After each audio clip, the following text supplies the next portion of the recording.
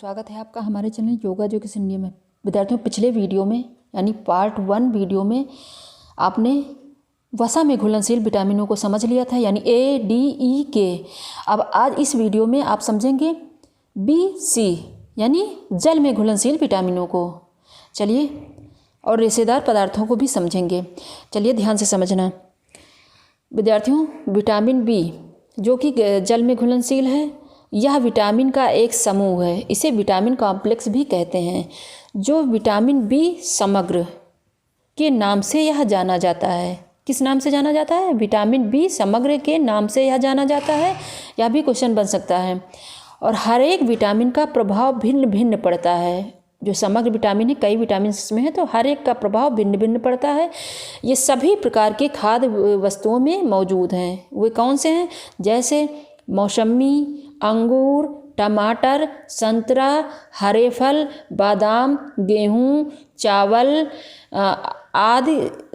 आदि के छिलके में, जो अनाज हैं उनके छिलके में, और हरे पत्तेदार सब्जियों में, अंडे, दूध में ये विटामिन बी की प्राप्ति होती है, जिसे समग्र कहते हैं। ठीक, यानी विटामिन बी कॉम्प्लेक्स।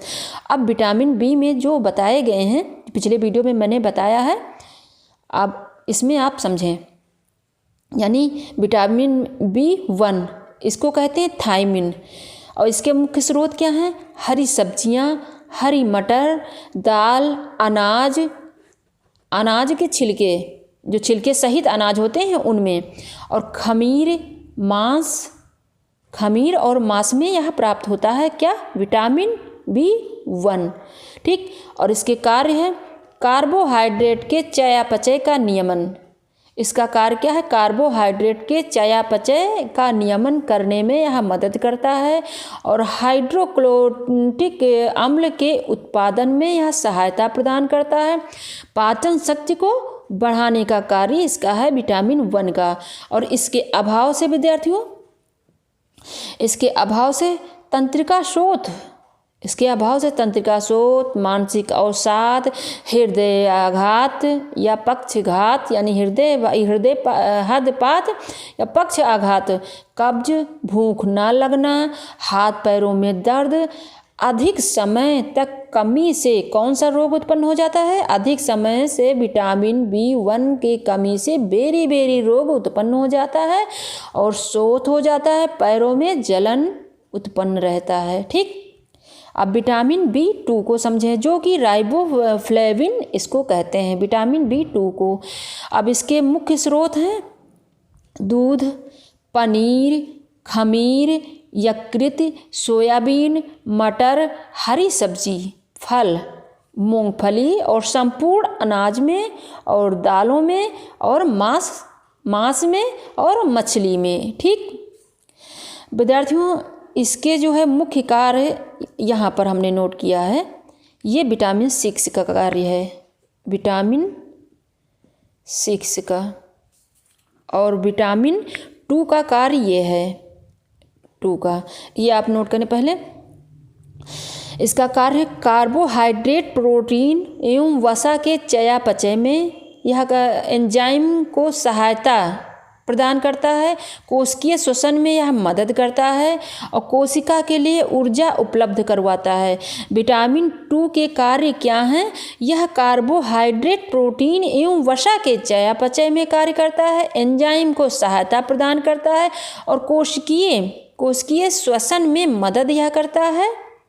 यानी देखो, कार्बोहाइड्रेट, प्रोटीन एवं वसा के चयापचय में एंजाइम को सहायता, कोशिकीय श्वसन में मदद, कोशिका के लिए ऊर्जा उपलब्ध करवाता है। इन सभी कार्यों के लिए ऊर्जा उत्पन्न करवाता है। ठीक, और विद्यार्थियों, इसके अभाव से होठों का फटना, ध्यान दें, विटामिन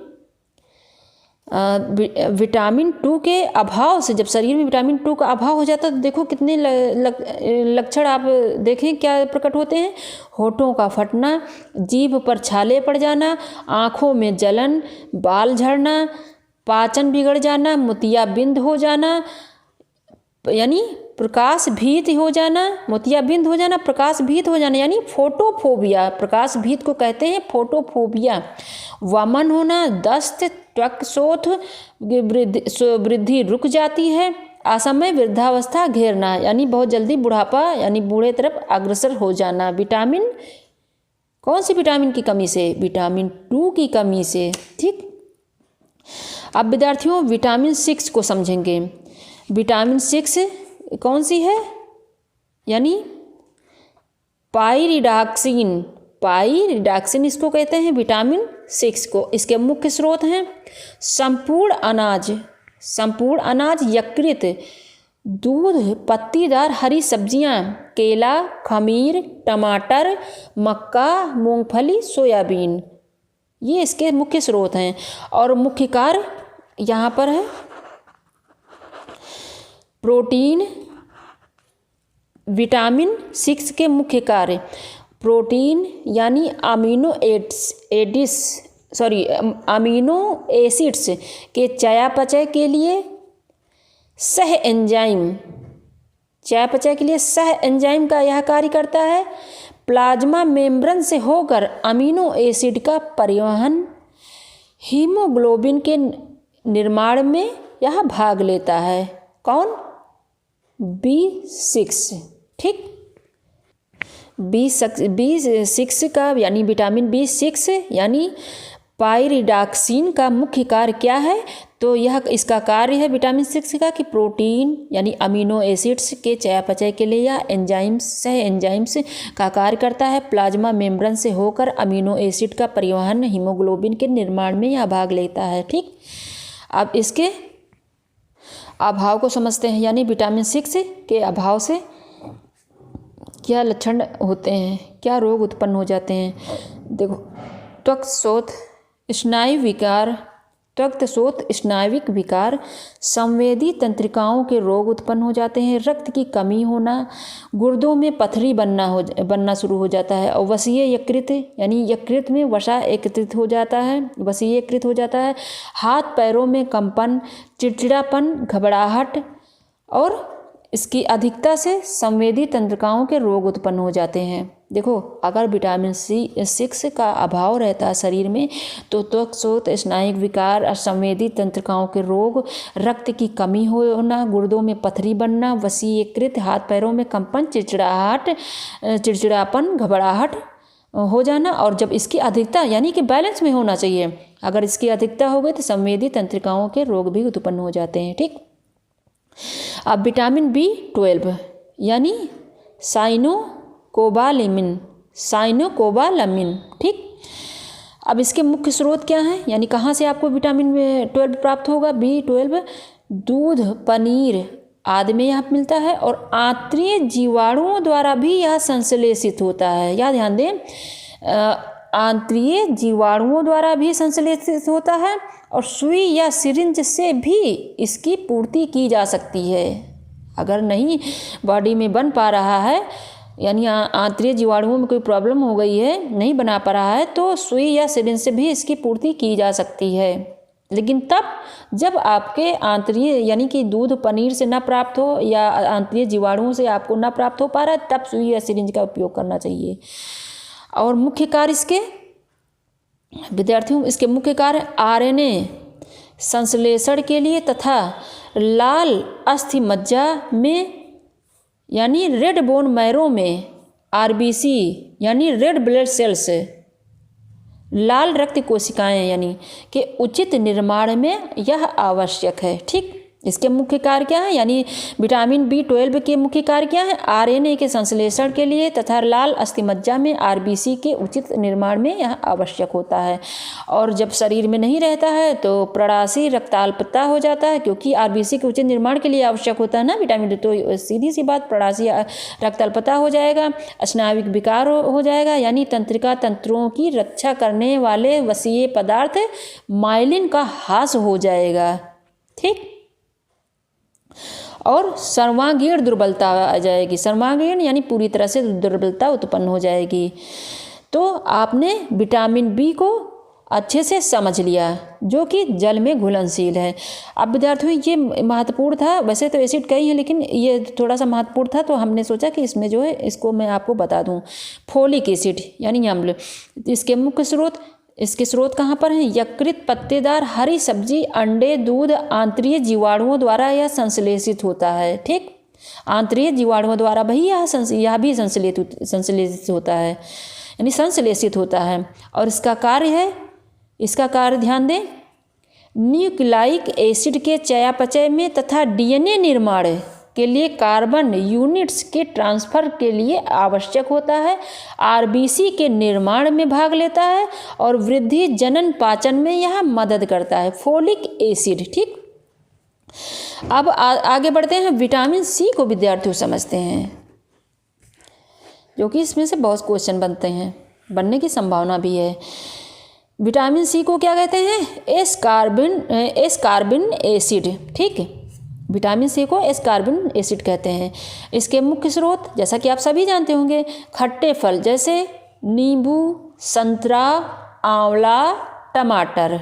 ठीक, हरी मिर्च, आलू, फूल गोभी, आलू में और फूल गोभी में शलजम आदि हरी सब्जियों में विटामिन सी की प्राप्ति होती है। और इसके मुख्य कार्य ऑक्सीकरण प्रतिक्रियाओं के लिए, कोलेजन संश्लेषण एवं उसे बनाए रखने के लिए यह आवश्यक है। ऑक्सीकरण प्रतिक्रियाओं के लिए कोलेजन संश्लेषण एवं उसे बनाए रखने के लिए विटामिन सी की आवश्यकता होती है। हड्डियों एवं दांतों के निर्माण में मदद करता है। यह घावों को भरने में मदद करता है एवं टूटी हड्डियों के जुड़ने में सहायक होता है। और आरबीसी और डब्ल्यूबीसी की परिपक्वता के लिए यह आवश्यक है। आरबीसी यानी रेड ब्लड सेल्स और डब्ल्यूबीसी व्हाइट ब्लड सेल्स। ठीक, इसकी परिपक्वता के लिए यह आवश्यक होता है। तो कितना इम्पॉर्टेंट है विटामिन सी। और इसके अभाव से कौन सा रोग उत्पन्न हो जाता है? स्कर्वी नामक रोग उत्पन्न हो जाता है और संयोजी ऊतक तंतुओं का सामान्य रूप से विकास नहीं हो पाता है। रक्त अल्पता हो जाती है। संक्रमण के प्रतिरोध क्षमता घट जाता है, यानी रोग प्रतिरोधक क्षमता घट जाती है। और नील या गुम चोट हो जाते हैं। घाव नहीं भरते हैं, विटामिन सी की कमी से घाव नहीं भरता है। और अस्थिमृदता हो जाती है, जैसा मैंने पहले ही समझाया इसके विषय में, यानी हड्डियां ज़्यादा कोमल हो जाती हैं, अस्थिमृदता। और रक्त स्राव हो जाता है। ठीक, और इसकी अधिकता भी जान लें, इसकी अधिकता से गुर्दे में पथरी बन जाना। तो विद्यार्थियों मेन विटामिन को आपने समझ लिया होगा और इसको याद भी कर लेना। ठीक, अब आगे हम रेशेदार पदार्थ को थोड़ा समझाते, क्योंकि मेन इम्पॉर्टेंट यह भी है, रेशेदार पदार्थ भी। विद्यार्थियों, पाचन संस्थान को क्रियाशील रखने के लिए आंतों की मांसपेशियों में संकुचन और प्रसारण के लिए रेशेदार का भोजन में रहना अति आवश्यक है। ठीक, ये पदार्थ स्वयं पचते नहीं हैं, ध्यान देना, ये पदार्थ स्वयं पचते नहीं। कौन? रेशेदार पदार्थ, बल्कि अपने पूर्णतः रूप में मल के साथ बाहर निकल जाते हैं, यानी पूरी तरह उसी तरह जैसे जाते हैं अंदर वैसे ही बाहर निकल जाते हैं। क्योंकि विद्यार्थियों दोबारा समझ लें, क्योंकि ये पदार्थ स्वयं पचते नहीं हैं। ठीक, इस कारण ऐसा होता है। और इनके स्रोत कहाँ से हैं? जैसे स्रोत पूछा जा सकता है, हरी सब्जी, चुकंदर, मांस, गाजर, शलजम, पत्ता गोभी, अंजीर आदि में अधिक ज़्यादा मात्रा में यह पाया जाता है। इसके स्रोत, रेशेदार पदार्थों के स्रोत हरी सब्जियां, चुकंदर, मांस, गाजर, शलजम, पत्ता गोभी, अंजीर आदि अधिक पाया जाता है। और विद्यार्थियों, फलों तथा अनाज के छिलकों में यह सबसे ज़्यादा पाया जाता है। अब सबसे ज़्यादा कहाँ पाया जाता है? फलों तथा अनाज के छिलकों में यह सर्वाधिक पाया जाता है। इसके कार्य क्या है? पाचन संस्थान को क्रियाशील रखने के लिए, आंतों की मांसपेशियों में संकुचन और प्रसारण के लिए रेशेदार का भोजन में रहना अति आवश्यक है। विद्यार्थियों, तो आपने बहुत अच्छे से समझ लिया होगा विटामिन को, यानी आपने पोषक तत्व को समझ लिया है। और जहाँ कहीं ना समझ में आए कमेंट बॉक्स में शेयर करना, मैं आपको दोबारा समझा दूंगी। लेकिन विद्यार्थियों यह ध्यान रखें, जो इसमें मांस वगैरह आ गए हैं, अंडे मछली वगैरह आ गए हैं, तो योग के विद्यार्थी हैं और शाकाहारी हो तो रहना है। लेकिन हमें जो अगर सिलेबस तैयार करना है तो इसमें क्वेश्चन ये भी पूछे जाते हैं, इनसे भी, यानी मांस मछली अंडे वगैरह से पूछे जा सकते हैं। तो इसलिए इसको नोट करना और याद करना बहुत ही आवश्यक है। और शाकाहारी रहें, मांसाहारी होने की कोई आवश्यकता नहीं है। जो चीज़ें मांस से प्राप्त होती हैं वही शाकाहार में, यानी साग सब्जियों से, अनाजों से हम प्राप्त कर सकते हैं। लेकिन सिलेबस में पढ़ना ही होगा, ये हमारे सिलेबस के अंदर ही है। तो अगर आप हमारे चैनल पर नए हैं तो सबसे पहले मेरे चैनल को सब्सक्राइब करना, बेल आइकन जरूर प्रेस करिएगा, ताकि मैं जैसे वीडियो अपलोड करूं आपको तुरंत नोटिफिकेशन प्राप्त हो सके। और खुद देखिए विद्यार्थियों, लेकिन दूसरे बच्चों को ज़रूर शेयर करना। धन्यवाद। अगला वीडियो हम आपको किडनी के विषय में बताएंगे, क्योंकि उससे भी क्वेश्चन बनते हैं। धन्यवाद।